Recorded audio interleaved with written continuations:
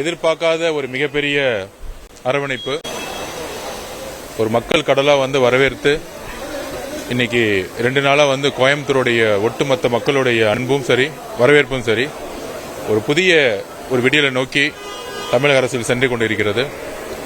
தமிழக வெற்றி கழகத்துடைய தலைவருக்கும் எங்களுடைய கட்சியில் இருக்க எல்லாருக்கும் மிகப்பெரிய வரவேற்பு கொடுத்தாங்க. மக்கள் சாலையில் இறங்கி தலைவரை வரவேற்றது ஒரு மிகப்பெரிய கிட்டத்தட்ட பல்வேறு ஆண்டுகள் கழித்து இது நடக்கதா பார்க்கலாம். ஒரு 30-40 வருஷமா அது மாதிரி நடந்ததில்லை. எனக்கு தெரிஞ்ச எம்ஜிஆர் அவர்களுக்கு அப்புறம் இவ்வளவு பெரிய வரவேற்பு நடந்திருக்கு.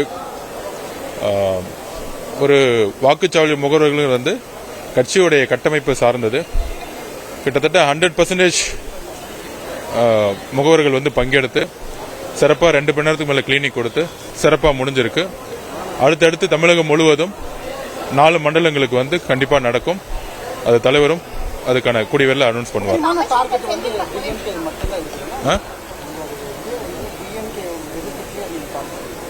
டிஎம்கே தானே ஆளும் கட்சி. இன்னைக்கு மக்களுடைய பிரச்சனை டே டு டே அவங்க தானே பக்கத்து பண்றாங்க.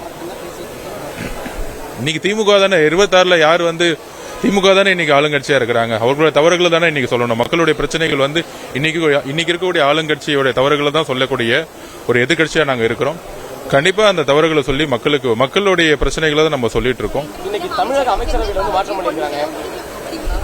இன்னும் பல அமைச்சர்கள் இன்னும் கோர்ட் ஹைகோர்ட்டும் சரி சுப்ரீம் கோர்ட் பல அமைச்சர்கள் விடுவிப்பாங்க.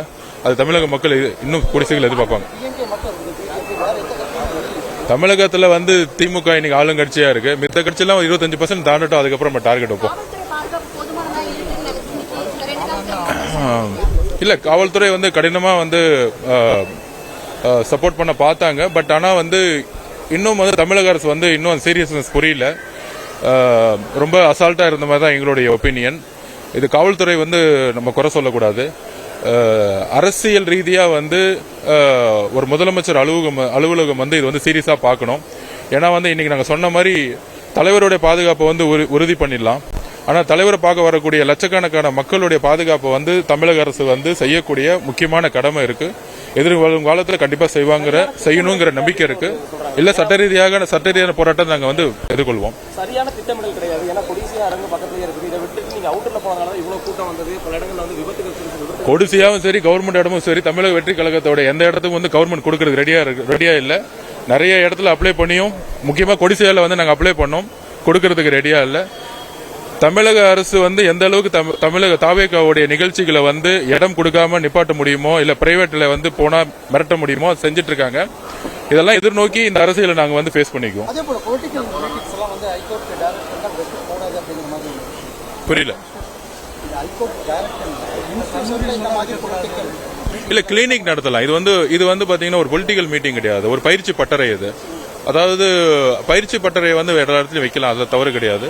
சோ அதனால ஒன்னும் ப்ராப்ளம் கிடையாது. நீங்க காவல்துறை முறையா பாதுகாப்பு கொடுக்க சொல்லுங்க. நாங்க எதுக்கு பவுன்சர் கொடுக்கறோம்? தமிழக அரசு நீங்க முறையா பாதுகாப்பு கொடுத்தா மக்களை இன்னைக்கு 10,000 பேர் கூப்பிட்டா மக்கள் கிட்டத்தட்ட 1,00,000 பேர் வரும் பொழுது அதுக்கான பாதுகாப்பையும் அதுக்கான கட்டமைப்பையும் உருவாக்கிட்டா பவுன்சர்ஸ் எதுக்கு வைக்க வேண்டிய அவசியம் என்ன இருக்கு சொல்லுங்க? ஏன்னா தலைவர் மேல கிட்டத்தட்ட 300 பேர் மேல விழக்கூடிய வரும் பொழுது மக்களுக்கும் பிரச்சனை வருது. அதனாலதான் நாங்க சொன்னோம் தமிழக அரசுக்கு நாங்க இன்னைக்கு கோரிக்கை வைக்கிறோம். அந்த கோரிக்கை நேரத்தில் சட்ட ரீதியா நாங்க போராட்டம் தொடருவோம். நன்றி. தேங்க்யூ. பிளே ஸ்டோர் மற்றும் ஆப் ஸ்டோரில் இருந்து பாலிமர் செயலியை QR கோடு மூலம் பதிவிறக்கம் செய்யுங்கள். செய்திகளை உடனுக்குடன் பெறுங்கள்.